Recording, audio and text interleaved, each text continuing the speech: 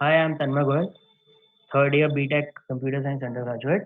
So today we'll discuss on the topic arrays. Let me first share my screen. Is my screen visible to everybody? Yes, we are. Yes, sir. Okay. So we are starting with array. तो आज जो हम discuss करेंगे उसमें first will discuss the introduction part. ये session बहुत ज़्यादा basic होने वाला है, मतलब जिन लोगों को एरे के बारे में कुछ भी नहीं पता उन्हें मैं बेसिक से मतलब डेफिनेशन और कोड दोनों बताऊंगा। So I will study about the introductory part of the array, then real world example, why we use array, why we need that, advantages, disadvantages, types of array, and what are the operations performed on that. And we'll start with the coding part then. Okay. So starting with the introduction, first of all, let me explain what an array is. To process large amount of data, we need a data structure commonly known as array. तो अभी तक आपको data structure के बारे में तो पता चल ही गया होगा कि डेटा स्ट्रक्चर क्या होता है। तो उसी का एक पार्ट है एरे, जिसमें हम क्या करते हैं, मान लो हमें एक वेरिएबल लेना है किसी भी जब आप कोई भी कोड लिखते हो तो हम वेरिएबल का यूज़ करते हैं। तो अगर मेरे को 5 एज अ वैल्यू लेनी है तो मैं एक सिंगल वेरिएबल यूज़ कर लूँगा जिसमें रख लूँगा a इज इक्वल्स टू 5। थोड़ा विजुअलाइज करना है इसको, मैं कोड कोड से भी बता दूंगा अभी थोड़ी देर में, ठीक है। तो इसको हम रखते हैं a is equals to 5। But अगर ऐसा हो कि हमें बहुत सारी वैल्यूज लेनी हो, फॉर एग्जाम्पल 5, 7, 3, 2, 4, ये 5 वैल्यूज हैं, तो हम इनके लिए अलग अलग 5 वेरिएबल तो लेंगे नहीं। तो हम यहाँ क्या करेंगे, एक एरे यूज कर लेंगे। तो वो एरे इनिशियलाइज कैसे करते हैं, यूज कैसे करते हैं, वो मैं आगे बताऊंगा, ठीक है। तो array is a data structure which is collection of similar type of elements which are stored in contiguous memory location. इसमें क्या होता है कि जब आप एरे इनिशियलाइज करते हो तो सबसे पहले उसका टाइप दे देते हो कि भाई मैं इंटीजर टाइप का ही एरे लूंगा या कैरेक्टर टाइप का एरे लूंगा। तो जो आपने टाइप फिक्स कर दिया उसके बाद उसमें उसी टाइप के एलिमेंट्स आएंगे। ये नहीं है कि आपने इनिशियलाइज करा उसे इंटीजर टाइप का और उसमें कैरेक्टर टाइप के वेरिएबल्स रख दिए, ऐसा नहीं होता। और जो एरे में एलिमेंट स्टोर होंगे वो कॉन्जिक्यूटिव मेमोरी लोकेशन में स्टोर होंगे, मतलब एक के बाद एक। वो इंडेक्सिंग के बाद जब इंडेक्सिंग आएगी तो हम समझ लेंगे उससे, ठीक है। तो एरे में बहुत दो इंपॉर्टेंट चीजें होती हैं, एक तो एलिमेंट और एक सबस्क्रिप्ट। तो एलिमेंट क्या होता है, each item stored in an array is called an element. जैसे ये एक एरे है, एग्जांपल पॉइंटर दिख रहा है मेरा, माउस पॉइंटर, हाँ, दिख रहा है। ठीक है।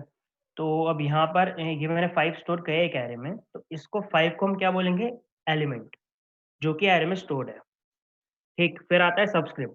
Subscript value specifies the location of the array we are accessing and array element is the value stored at the particular location. Subscript क्या करता है कि जिस लोकेशन पे ये वैल्यू प्रेजेंट है उसको हम किससे रिप्रेजेंट करते हैं, सबस्क्रिप्ट। और एक होता है इंडेक्स, मतलब जहाँ जैसे ये 5 है तो ये 0th इंडेक्स पे स्टोर है, ठीक है। जैसे एरे क्या किया हमने, मैंने इनिशियलाइज कर दिया इंट ए ऑफ 10, ये मैं कोड से बताऊंगा अभी। मान लो मैंने इनिशियलाइज कर दिया इंट ए 10, तो क्या हुआ, वो एरे मैंने इनिशियलाइज करा 10 वेरिएबल का। चलो बताए दे।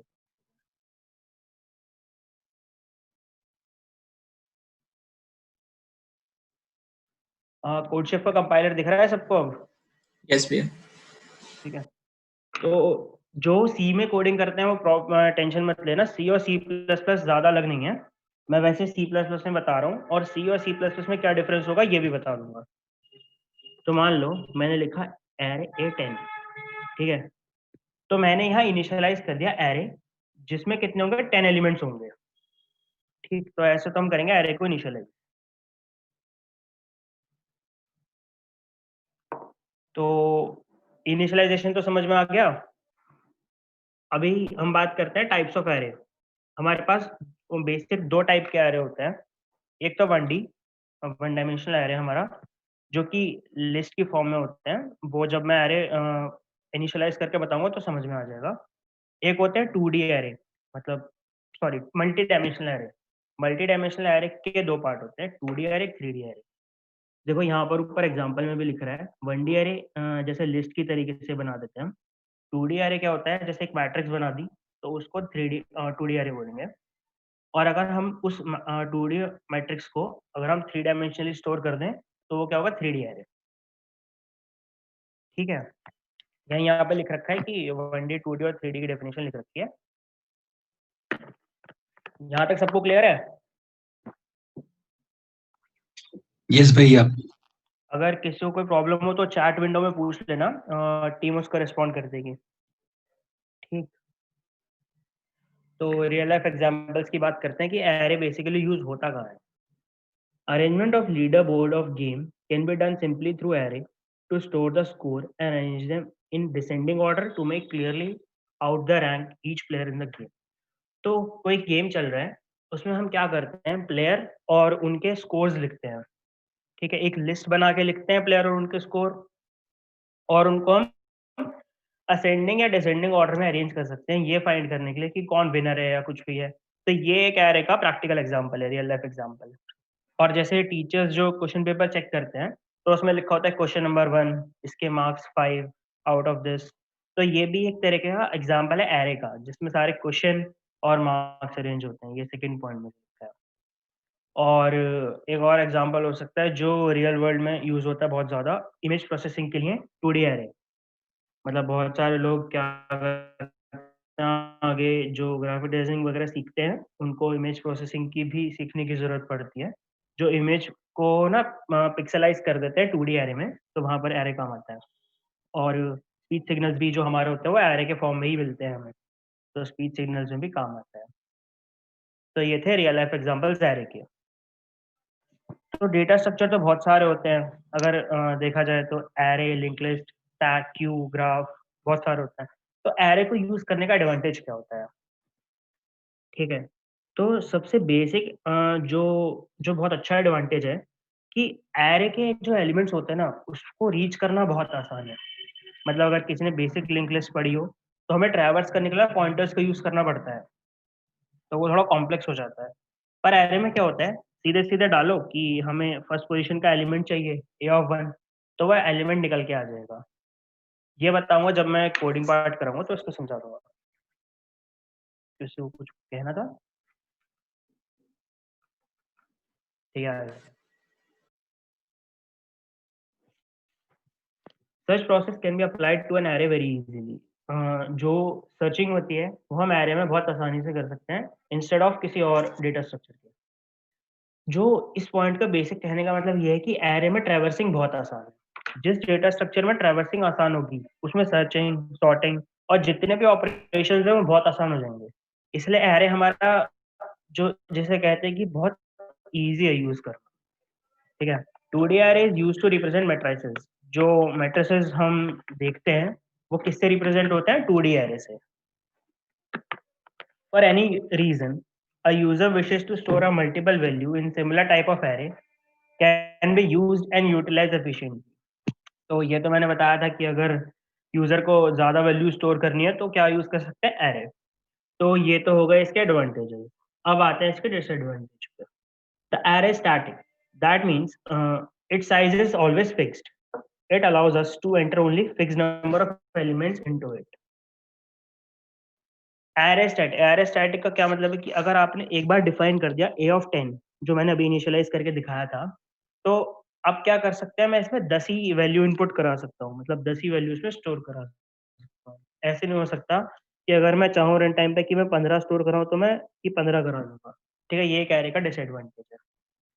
The memory which is allocated to it cannot be increased or decreased। अब क्या है कि अगर हमने एक एरे इनिशियलाइज करा, तो वो कोई ना कोई मेमोरी कंसीडर कर रहा होगा।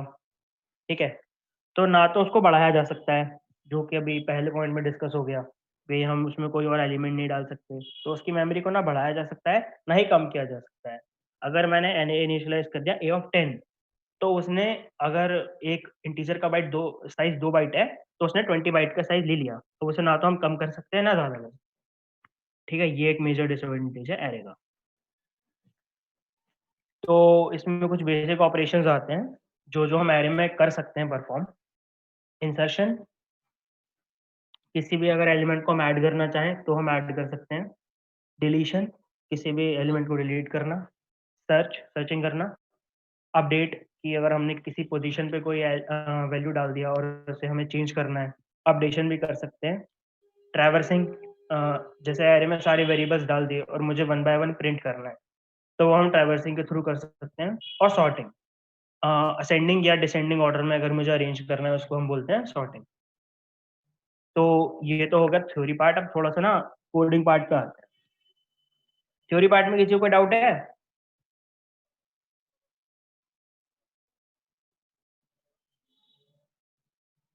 चलो नहीं, ठीक कोई है, डाउट नहीं। ठीक है। तो फिर हम ना कोडिंग पार्ट पे आते हैं। तो सबसे पहले हम इंसर्शन सीखते हैं कि एरे में इंसर्शन कैसे करते हैं।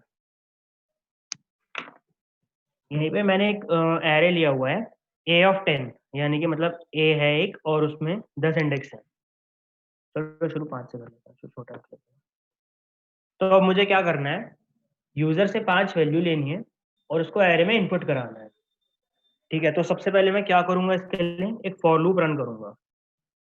इंटीजर आई, एक मेरे को एक वेरिएबल इनिशियलाइज करना पड़ेगा आई, जो रिप्रेजेंट करेगा एरे का इंडेक्स। इंडेक्स मैंने समझाया था, जिस जगह पे वैल्यू स्टोर होते हैं उसको हम क्या बोलते हैं, इंडेक्स। तो वो स्टार्ट कहाँ से होगा, जीरो से। एरे की जो इंडेक्सिंग होती है वो जीरो से स्टार्ट होती है। आई लेस देन, जो उसकी लिमिट है 5, और आई प्लस प्लस।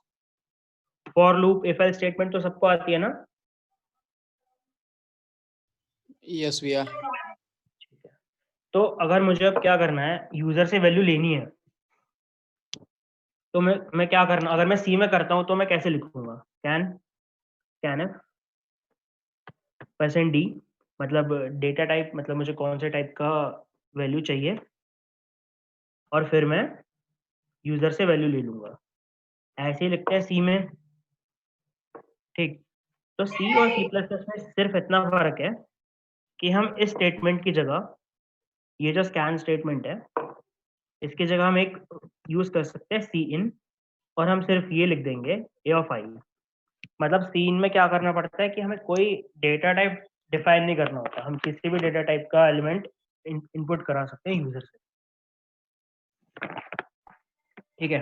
तो इस फॉर लूप से क्या हो रहा है, मैंने सबसे पहले इनिशियलाइज करा आई को, जो एक वेरिएबल है जो क्या रिप्रेजेंट कर रहा है, इंडेक्स।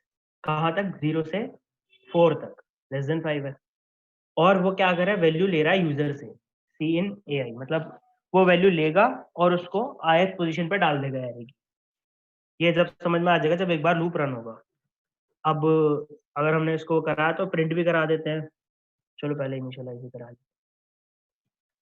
ठीक है, तो मैं इनपुट दे देता हूँ इसमें, रन करते हैं।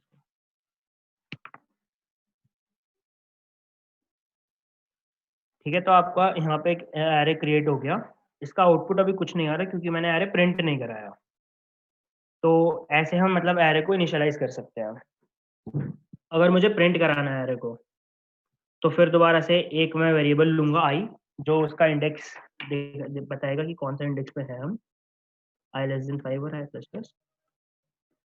अब अगर हमें प्रिंट कराना है, तो हम सी में क्या करते थे, प्रिंट एफ %d और ए आई, मतलब हम बता देते थे कि हमारा डेटा टाइप और जो जो भी मतलब एलिमेंट हमें प्रिंट कराना था उसका नाम दे देते थे। ठीक। पर सी प्लस प्लस में क्या होता है, इसकी जगह बस आ जाता है सी आउट ए आई। तो अब हमने क्या करा, यूजर से पहले एक एरे इनिशियलाइज करा जिसमें 5 इंडेक्स है। फिर क्या करा, यूजर से वैल्यू इनपुट करा ली, और अब क्या करना है, उसको प्रिंट करना है। तो उसको रन करते हैं, देखते हैं क्या होता है। ठीक है, एरे क्रिएट हो गया। इसमें स्पेस भी दे देते हैं थोड़ा सा, ताकि एलिमेंट्स ठीक से दिख जाए।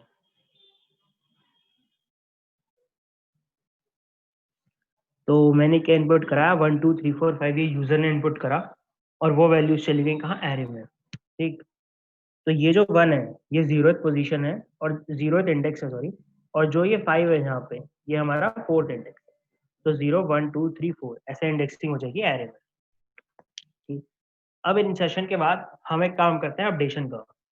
मान लो कोई कहता है कि यहाँ पर ये 3 तो है, ठीक, पर मुझे ये 3 नहीं रखना है सेकंड इंडेक्स पे, मुझे 6 रखना है। तो हम क्या करेंगे, हमने पढ़ा था कि एरे का जो कोई भी इंडेक्स जो भी एलिमेंट होता है वो कहाँ से कॉल होता है, उसके इंडेक्स से।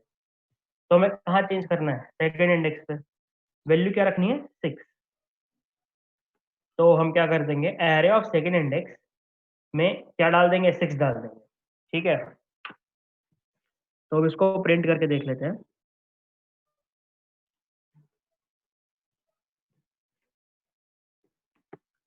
ये जो मैंने यहाँ पे लिखा है सी आउट एंड एल, ये बिल्कुल, अगर यहीं पे मैं यहाँ पे बैकस्लैश एन लगा देता हूँ, इसको छोड़ देता हूँ, तो ये बैकस्लैश एन का काम करता है E N D L, and line. ठीक है, तो यहाँ पर मैंने अपडेशन करा दी। अब मैं इसको रन करके देख लेता हूँ कि क्या आता है। सबसे पहले हमने क्या प्रिंट कराया, जो भी यूजर से हमने इनपुट लिया था वो वाला एरे प्रिंट करा लिया। उसके बाद हमने क्या कर दिया, जो सेकंड इंडेक्स है उसको अपडेट कर दिया 6। ठीक है, इतना समझ में आ गया सबको? हाँ गया। ठीक है, तो अब हम क्या करते हैं, डिलीशन प्रोसेस करते हैं। डिलीशन मतलब जैसे यूजर ने यहाँ डाल रखा है 1 2 3 4 5, मेरे से कोई कहता है कि मुझे 3 को डिलीट करना है, तो इसका प्रोसेस देख लेते हैं पहले। इसको हटा देते हैं अपडेशन वैल्यू को। तो डिलीशन के लिए मुझे करना क्या होगा, मुझे एक लूप रन करना होगा। कहाँ से कहाँ तक, इस वाले इंडेक्स से, मतलब जिस एलिमेंट को डिलीट करना है उस वाले इंडेक्स से लास्ट वाले इंडेक्स तक एक लूप रन करना होगा, और उसके जो एलिमेंट्स हैं वो मुझे पहले वाले इंडेक्स पे कॉपी करने पड़ेंगे। मतलब जैसे यहाँ पे 3 है, तो इसकी जगह पे मैं क्या डाल दूंगा, 4। 4 की जगह मैं क्या डाल दूंगा, 5। ठीक, और जो लास्ट वाला 5 है उसमें एक लूप कम चला देंगे तो वो लास्ट वाला 5 हट जाएगा। तो एक लूप रन करते हैं, कहाँ से, हमारी सेकंड पोजीशन से।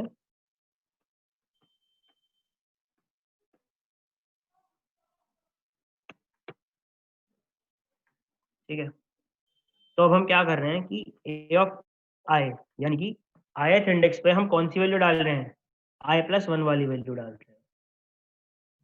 ठीक है, पहले इसको रन करके देखते हैं कि क्या आता है।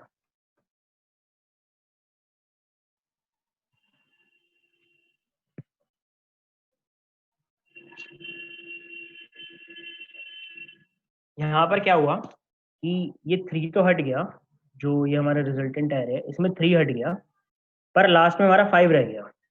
ठीक है, तो प्रिंट करते टाइम हमें क्या करना पड़ेगा, एक वैल्यू हम यहाँ पे कम प्रिंट करेंगे। ये 5 उसी पोजीशन पे रहेगा, 5 नहीं हटेगा। डिलीशन में हम बेसिकली कर क्या रहे हैं कि हम जो वैल्यूज है उनको कॉपी कर रहे हैं। ठीक है, जो जो आगे के इंडेक्स की वैल्यूज हैं उन्हें हम प्रीवियस इंडेक्स में कॉपी कर रहे हैं। तो ये हो गया हमारा डिलीशन। तो हमने इसमें क्या क्या पढ़ लिया, इंसर्शन, अपडेशन, डिलीशन, और ट्रैवर्सिंग हमने करी थी। ये फॉर लूप लगा के जब भी हम एरे में चलते हैं तो उसको क्या बोलते हैं, ट्रैवर्सिंग। तो इसके बाद आते हैं सर्चिंग पे। इतना समझ में आ गया सबको? Yes, we are. yes तो bro. यहाँ तक कोई दिक्कत हो तो बता देना।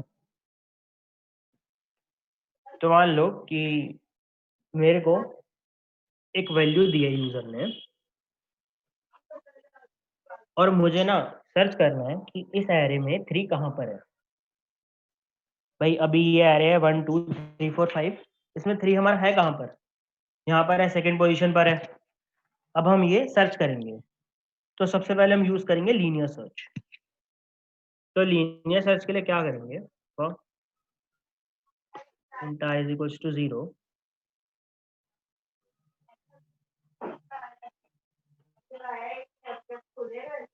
ठीक है, if a of i is double equals to n, मतलब यहाँ हम चेक कर रहे हैं कि जो हमारा वैल्यू है ith इंडेक्स पे जो एरे का एलिमेंट है क्या वो n के इक्वल है, ये हम चेक कर रहे हैं। अगर इक्वल है तो क्या प्रिंट कर देगा, प्रेजेंट एट, कहाँ प्रेजेंट है, ith इंडेक्स पे। ठीक है, ये हमारा प्रिंट कर देगा। तो हम यहाँ पे एक और वेरिएबल ले लेते हैं जिससे हमें पता चल जाए कि हमें ये वैल्यू मिल गई या नहीं मिल गई। इसकी वैल्यू इनिशियली रखते हैं 0, और अगर ये वाली इफ कंडीशन मैच कर जाती है तो हम क्या करेंगे, उसको हम कर देंगे 1, कंपाइलर को ये बताने के लिए कि भैया ठीक है अब हमें मिल गया है वैल्यू, ठीक। और लास्ट में हम एक इफ कंडीशन लगा देते हैं कि अगर हमारा फाउंड 0 हो तो क्या कर देना, प्रिंट नॉट फाउंड।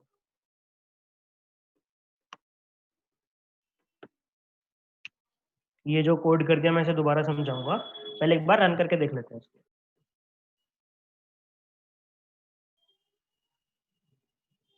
ठीक है, प्रेजेंट एट सेकंड इंडेक्स।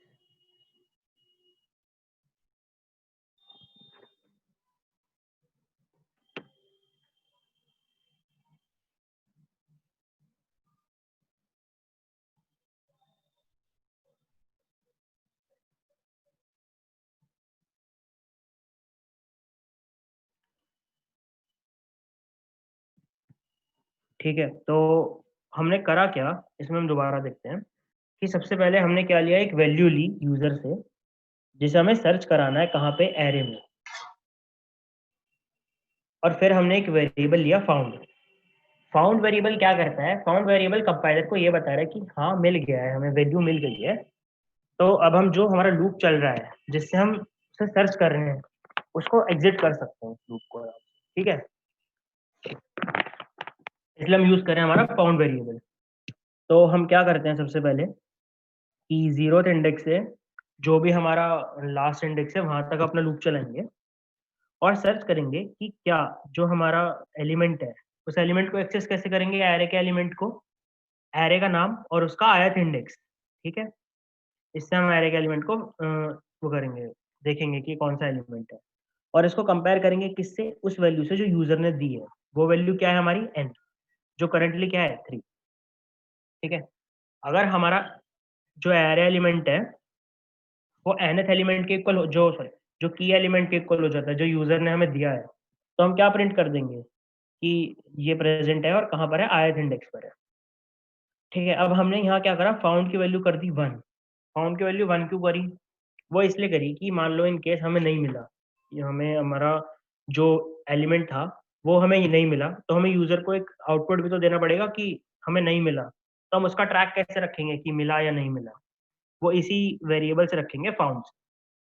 फिर उसके बाद मैंने एक ब्रेक स्टेटमेंट का यूज किया है, क्योंकि जब एक बार एलिमेंट हमें मिल गया तो उसको दोबारा सर्च करने की तो कोई चीज़ नहीं, मतलब हम उसे एरे में दोबारा सर्च करने का कोई मतलब नहीं है, इसलिए हम उसको ब्रेक कर देते हैं। ब्रेक करने के बाद वो कहाँ आएगा, इस लूप के बाहर। इस लूप के बाहर एक कंडीशन है, if found double equals to 0, अगर फाउंड वेरिएबल 0 है तो प्रिंट कर देंगे कि हमें एलिमेंट नहीं मिला। ये वाली कंडीशन एक बार रन करके दिखा देते हैं। फॉर एग्जांपल यूजर ने 7 दिया है यहाँ पर, तो ये देखो कि हमें यहाँ पर हमारे एरे में 7 प्रेजेंट नहीं है। ठीक है, तो लीनियर सर्च सबको समझ में आ गया।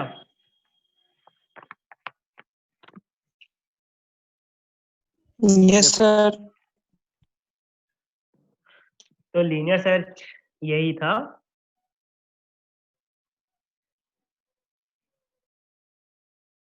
ठीक है, तो अब हम देखते हैं इसका एक डिसएडवांटेज है। फॉर एग्जांपल मैंने यहाँ पे लिया 10 का एरे, 7 8 9 10। ठीक है, सबको लेस देन 10 कर देता है। इसका एक डिसएडवांटेज ये है लीनियर सर्च का कि ये ना, इसकी कॉम्प्लेक्सिटी ज्यादा होती है। हमारे पास एक एफिशिएंट मेथड है उसको सर्च करने का जिसे हम कहते हैं बाइनरी सर्च। बाइनरी सर्च क्या करता है, एरे को ना 2 पार्ट में ब्रेक कर देता है। चलो पहले उससे समझा देता हूँ पीपीटी से। तो लीनियर सर्च तो भी समझा ही दिया था मैंने। लीनियर सर्च क्या होता है, we compare each element of an array with an element which is to be searched, and when element is found equal to the array element then display an appropriate message। अब आते हैं binary search पे। Binary search, सबसे पहले तो binary search का एक disadvantage है, फिर इसका एडवांटेज बताएंगे। बाइनरी सर्च का डिसएडवांटेज ये है कि ये सिर्फ सॉर्टेड एरे पे वर्क करेगा। जबकि लीनियर सर्च आप सॉर्टेड और नॉन सॉर्टेड दोनों एरेज पे यूज करा सकते हो। अब बाइनरी सर्च सॉर्टेड पे वर्क क्यों करेगा, ये जब कोड करेंगे जब समझ में आ जाएगा। So what we do in binary search is search a sorted array by repeatedly dividing the search interval in half. So what we do is we divide our array into two halves in binary search. Okay. Begin with an interval covering the whole array if the value of search key is less than the item in the middle of the interval. Narrow the interval to the lower half, otherwise to the upper half. होता क्या है कि हम पहले एक mid element find करते हैं array का, फिर हम देखते हैं जो हमारी की है, जो हमें सर्च करना है, क्या वो हमारे मिड एलिमेंट से छोटा है या बड़ा है। अगर वो हमारे मिड एलिमेंट से छोटा है, जो हमारी की है वो मिड एलिमेंट से छोटा है, तो हम क्या करते हैं, जो हमारा एंड पार्ट है उसको हम मिड पे शिफ्ट कर देते हैं, ठीक है। और अगर वो उससे बड़ा है तो हम अपने बिगिनिंग पार्ट को मिड के बाद शिफ्ट कर देते हैं। ये जब कोड करेंगे तो अच्छे से समझ में आएगा, और हम तब तक इसको ब्रेक करते रहेंगे जब तक हमें हमारा जो एलिमेंट है वो मिल ना जाए, ठीक है। तो इसका कोड कर लेते हैं तो अच्छे से समझ में आ पाएगा। भाई इसका आउटपुट हटा देता हूँ मैं एरे का। तो बेसिक है क्या कि एक एरे है जिसमें 10 इंडेक्सेस हैं और उसकी वैल्यू मैंने यहाँ दे रखी है यूजर ने, और जो हमें की फाइंड करनी है वो हमारी क्या है, मान लो हमें 6 फाइंड करना है, ठीक है। तो हम सबसे पहले क्या करते हैं, बाइनरी सर्च के लिए हम दो वेरिएबल लेते हैं। एक तो बिगनिंग, जिसकी वैल्यू हमारी कहाँ आती है, जो स्मॉलर इंडेक्स है उससे शुरू होती है, यानी कि 0। और एक होती है एंडिंग, जिसकी वैल्यू क्या होती है, हमारा जो हमारा बड़ा इंडेक्स है उस तक हमारी वो एंडिंग की वैल्यू जाती है, ठीक है। तो हमारा बड़ा वैल्यू इंडेक्स का क्या है, 9, यानी कि 10 - 1। तो एंड की वैल्यू हम क्या रख लेंगे, 9। बिगनिंग और एंडिंग डिफाइन करने के बाद हम एक वैल्यू निकालते हैं मिड। उसकी वैल्यू क्या होती है, beginning plus ending divided by 2, यानी कि middle part of the array is known as the mid element. इसका यूज क्या आएगा वो हम जब समझेंगे, जब हम आगे का कोड लिखेंगे। इसमें क्या करते हैं, हम एक व्हाइल लूप लगाते हैं, और व्हाइल लूप की कंडीशन क्या होती है, जब तक बिगिनिंग, जो हमारा बिगिनिंग इंडेक्सेस है, बिगिनिंग इंडेक्स है, वो क्या है, या तो छोटा है या इक्वल है किससे, एंडिंग इंडेक्सेस से, तब तक हमारा ये लूप रन होता रहेगा, ठीक। तो अब इसके अंदर कंडीशन लिखते हैं, if a of mid is equals to key. अगर हमारा जो मिड एलिमेंट है एरे का वो की के इक्वल हो जाए, तो हम प्रिंट कर देंगे वैल्यू फाउंड एट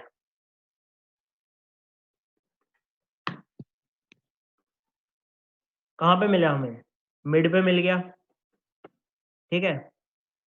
तो वैल्यू हमें कहाँ मिल गई, मिड पे।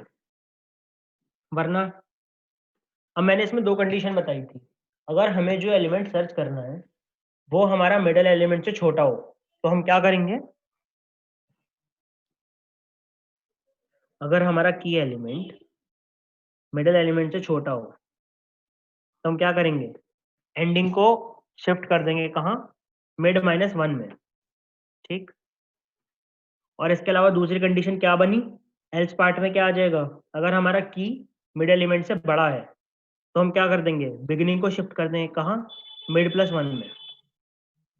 और जब मिड, अगर हमारा एंडिंग और बिगिनिंग चेंज हुई है, एंडिंग क्या बिगिनिंग दोनों में से एक ही चेंज होगा, तो हम क्या कर देंगे, मिड को भी चेंज करेंगे, बिगिनिंग प्लस एंडिंग बाय 2, ठीक है। तो ये लूप क्या करेगा, एलिमेंट को सर्च कर लेगा। यहाँ पर भी एक वैल्यू वही पहले की तरह एक एलिमेंट लेना पड़ेगा, फाउंड। अगर अभी किसी को समझ में ना आया तो चिंता मत करना, मैं दोबारा कोड पूरा समझाऊंगा तो समझ में आ जाएगा तब, ठीक है। और यहाँ पर एक कंडीशन चेक करा लेते हैं, अगर फाउंड अब भी 0 है तो आउट नॉट फाउंड।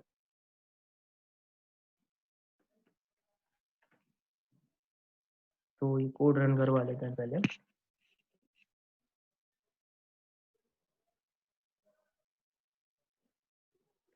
ठीक है, तो हमने क्या सर्च करना था, हमें सर्च करना था 6। तो हमारा 6 कौन से इंडेक्स पर है? 6 है हमारा 5th इंडेक्स पर, और यहाँ पे हमें मिल गया वैल्यू फाउंड एट 5 इंडेक्स 5। ठीक है, तो अब हमने पहले ये देखते हैं हमने करा क्या है, फिर देखेंगे हमने करा क्यों है ये।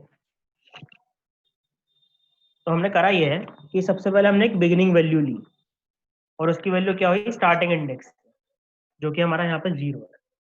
फिर हमने एक लिया एंडिंग वैल्यू, और जिसकी वैल्यू क्या है, last index of the array we are taking. ठीक है, then we found a mid element, what is that, beginning plus ending divide by 2, that is our mid index. तो उसके बाद हमने एक लूप चलाया जहां हमने ये देखा कि हमारा बिगिनिंग हमेशा छोटा होना चाहिए एंडिंग से, तभी हमारा वो लूप रन करेगा। हम इसमें करते क्या है, बेसिकली जो हमारा मिडल एलिमेंट है उससे हम की वैल्यू को कंपेयर कराते हैं।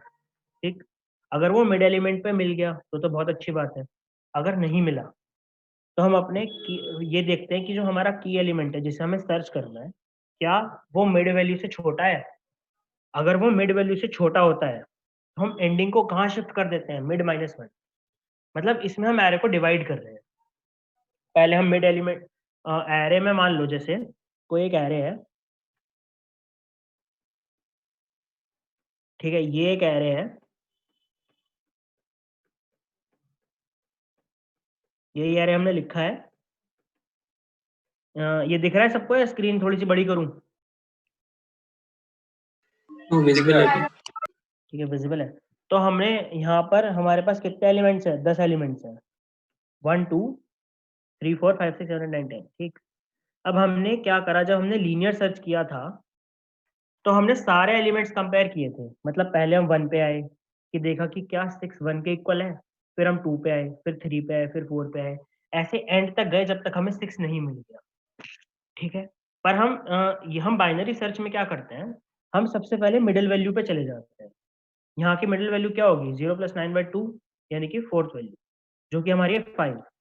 तो सबसे पहले 5 से कंपेयर कर लेगा कि क्या 5 हमारे की वैल्यू के इक्वल है, फिर उसे मिलेगा नहीं, इक्वल नहीं है।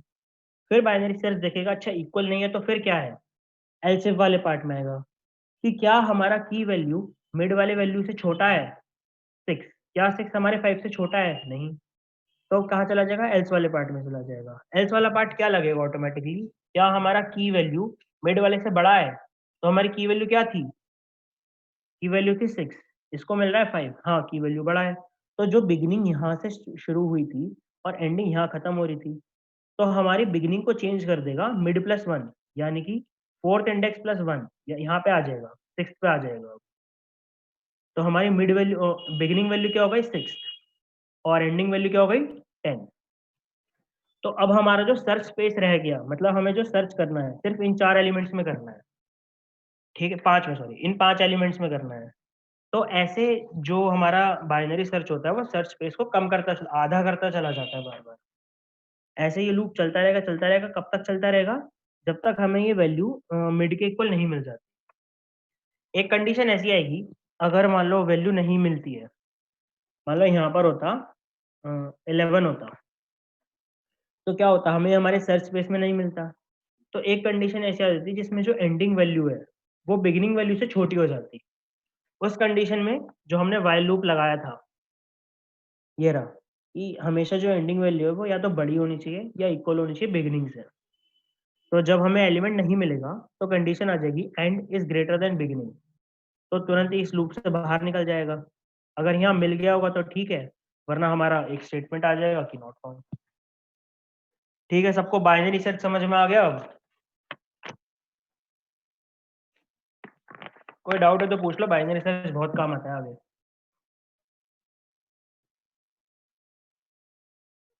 हेलो। हेलो। हाँ, जब आपने 6 जो है वो ग्रेटर देन 5 हो गया तो बिगिनिंग की वैल्यू मिड +1 हो गई, तो मिड की वैल्यू फिर क्या आई यहाँ पे? यहाँ पर मिड की वैल्यू सबसे पहले हमें क्या मिला, बिगिनिंग क्या मिला 6, और मिड की और एंड क्या मिला हमें यहाँ पे 9। तो जो मिड की वैल्यू हो जाएगी वो हो जाएगी 6 + 9/2, मतलब इन दोनों एलिमेंट्स के बीच में, यानी कि 8th वाली जो यहाँ पे 7th इंडेक्स है, फिर मिड आएगा यहाँ पर। ठीक है, ओके। फिर उसके बाद जब मिड यहाँ पर आ जाएगा तो फिर मिड ये सर्च करेगा कि क्या जो हमारी की वैल्यू है वो इस 8 के इक्वल है। वो कहेगा नहीं, इक्वल नहीं है। तो फिर क्या है, जो हमारी की वैल्यू है वो 8 से क्या है, छोटी है। ठीक।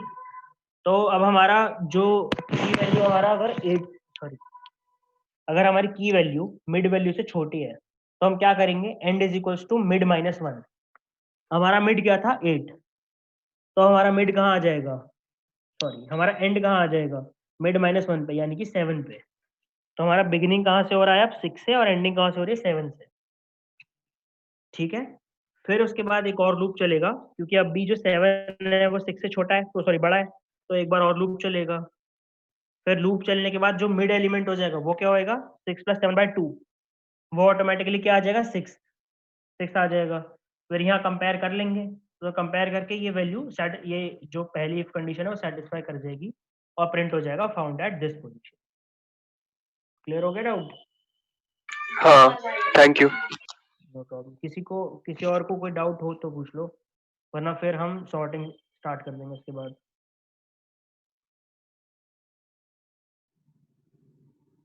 ठीक है, तो एक बार और रिपीट कर दीजिए, किसी ने बोला है। अच्छा, क्या मतलब पूरा रिपीट करूं कोड? ना भैया मैं बता रहा हूँ, उसने बोला है की वैल्यू 4 के लिए and by return the value of begin and end mid, मतलब पूरा ही इसको समझ में नहीं आया। एक बार और रिपीट कर दियो। कोई अमित सिंह है। कोई कोई कोई प्रॉब्लम, कोई ठीक है। तो हम करते क्या है कि हम सबसे पहले की वैल्यू को, जैसा अमित ने बोला, की वैल्यू को हम 4 ले लेते हैं और एरे हम सेम रख रहे हैं। ठीक है। तो बिगिनिंग शुरू कहाँ से होगी, 0 से, और एंडिंग कहाँ तक होगी, 9 तक। तो सबसे पहले हम मिड वैल्यू निकालेंगे। मिड वैल्यू क्या होगी, बिगिनिंग प्लस एंड बाय 2। तो अब हमारा मिड कहाँ आ जाएगा, मिड आ जाएगा कहीं पे बीच में 5 पे। ठीक है अमित। फिर उसके बाद हम वाइल लूप के अंदर जाएंगे, क्योंकि हमारी वैल्यू सेट जो कंडीशन है वो सेटिस्फाई हो रही है, बिगिनिंग एंडिंग से छोटा है, 9 0 से बड़ा है, मतलब एक ही बात है दोनों।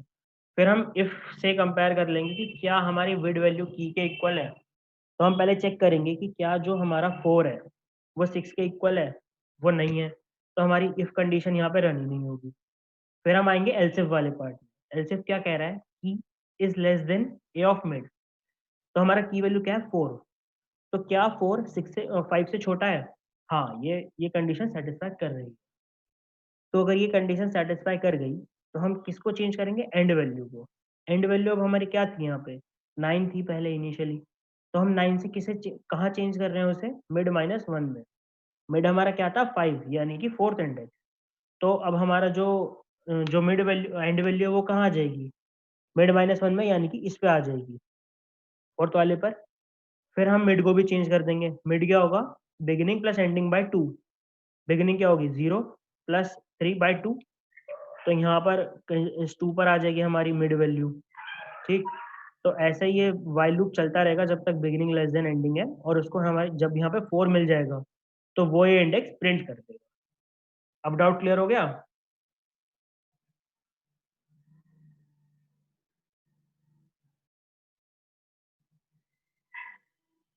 चलो ठीक है, लग रहा है हो गया डाउट क्लियर।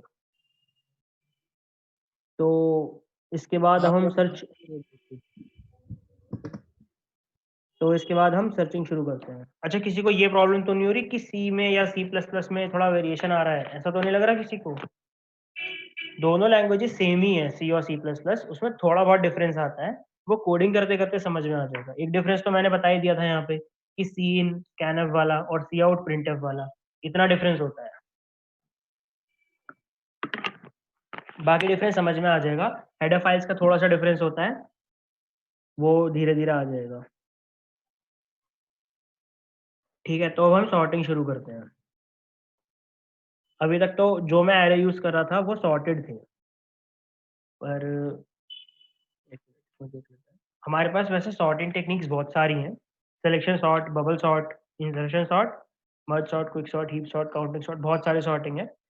पर अभी आज जो हम यूज करें, मतलब यहाँ मैं जिसकी बात करूंगा वो होगी बबल सॉर्टिंग। ठीक। क्योंकि इतना हमारे पास टाइम नहीं है तो हम सिर्फ बबल सॉर्टिंग की बात करें। तो बबल सॉर्ट होता क्या है कि मान लो जो यूजर ने सॉर्टेड एरे दिया था इसकी जगह कोई एरे दे दिया,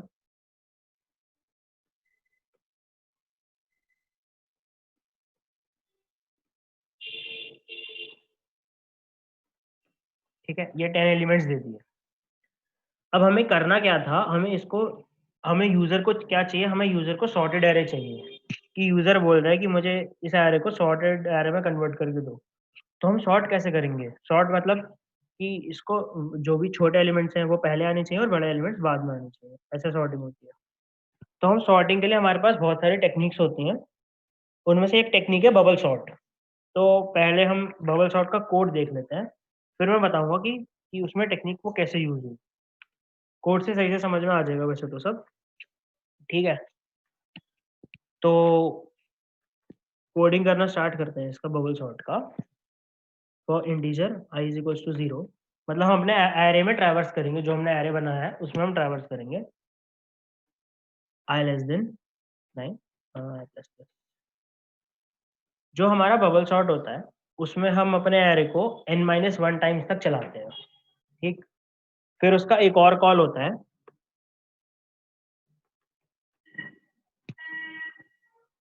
j लेस देन 9 - i। इसमें हम क्या कर रहे हैं, सबसे पहले हमने पहले लूप में क्या करा, एरे को हमने n-1 टाइम्स तक चलाया, मतलब कि अगर हमारे पास 10 एलिमेंट्स हैं तो हमें एरे को 9 बार कॉल करना है, ठीक है। फिर हम अपने दूसरे लूप में क्या कर रहे हैं कि जैसे आई मेरा 0 से शुरू हो रहा है, तो सबसे पहले मैं सिर्फ ये वैल्यू लूंगा, 0 वाली, 9 - 0 यानी कि ये पूरी 8 वैल्यू लूंगा। फिर फिर इसे कम करता जाऊंगा और उसमें वो करूंगा, उसमें शिफ्टिंग करूंगा। जब कोड लिखेंगे तो समझ में आ जाएगा इसे। तो अब हम क्या कर रहे हैं, जब मैंने अपने एलिमेंट सारे लिख लिए, if a of j is greater than a of j plus 1, मतलब हम यहाँ क्या कह रहे हैं, अगर हमारा जो जो jth एलिमेंट, jth इंडेक्स पे जो एलिमेंट है, अगर वो उससे आगे वाला जो एलिमेंट है उससे बड़ा होगा तो हम क्या करेंगे कि स्वैपिंग करा देंगे। स्वैपिंग कैसे कराएंगे? स्वैपिंग के लिए हमें एक टेम्परेरी वेरिएबल लेना पड़ेगा, ठीक है। तो हम टेम्प वेरिएबल में क्या करेंगे, टेम्प वेरिएबल की हेल्प से स्वैपिंग स्वैपिंग करनी आती है सबको टेम्प वेरिएबल की हेल्प से? हाँ आती है। ठीक है, तो हमने क्या करा यहाँ पे, स्वैपिंग करा दी।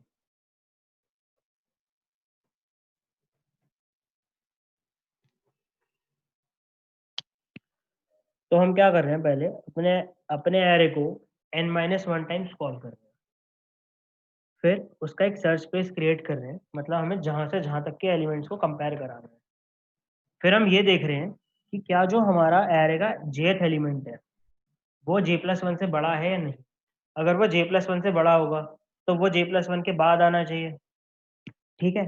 तो अगर ऐसा है तो हम क्या करेंगे, उसमें उसकी स्वैपिंग करा देंगे j+1 एलिमेंट से। तो अब हमने स्वैपिंग कर दी है, एक बार प्रिंट करके देख लेते हैं क्या आ रहा है।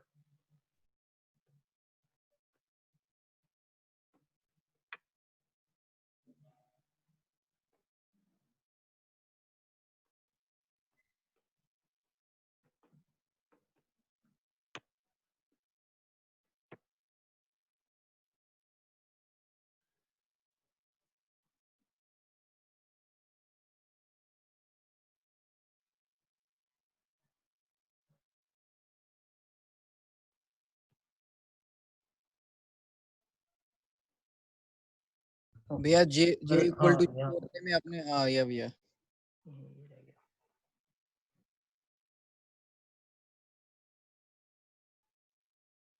ठीक है। तो यहाँ पर हमारा एरे क्या हुआ, शॉर्ट हो गया। इसके एल्गोरिदम में एक बार फिर से समझा देता हूँ। इसमें हम क्या करते हैं, बबल सॉर्टिंग में हम पासेस क्रिएट करते हैं। पासेस क्रिएट कैसे कर रहे हैं कि जो हमें हमारा एरे गिवन है, ये हमारा एक एरे गिवन है, चलो इसको ना थोड़ा छोटा ले लेते हैं यार, एरे को अच्छे से समझ में आ पाएगा।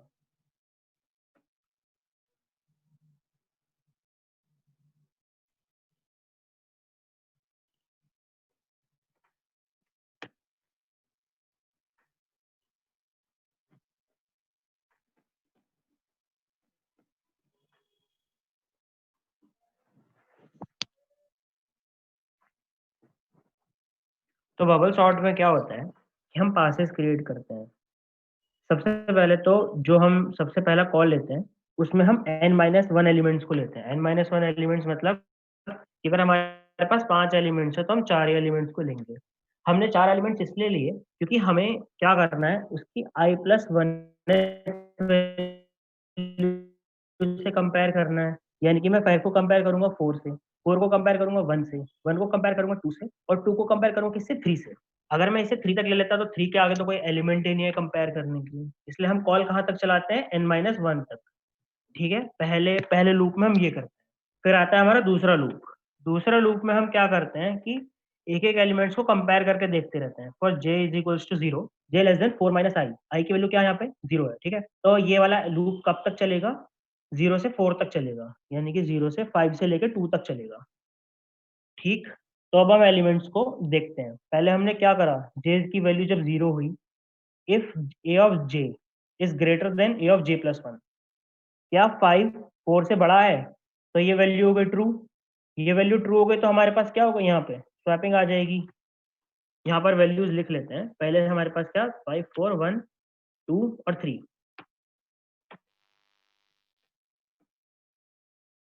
ठीक है, इसके बाद हमने क्या करा कि हमारे पास ये वैल्यू हमारी क्या हो गई, ट्रू हो गई। तो फिर हमारे पास क्या आ गया, जब हमारी स्वैपिंग हो गई तो स्वैपिंग के बाद आ गया 4 5 1 2 3। अब हम जाएंगे j इज इक्वल्स टू 1 पर। j 0 चल गया, j 1 पर जाएंगे।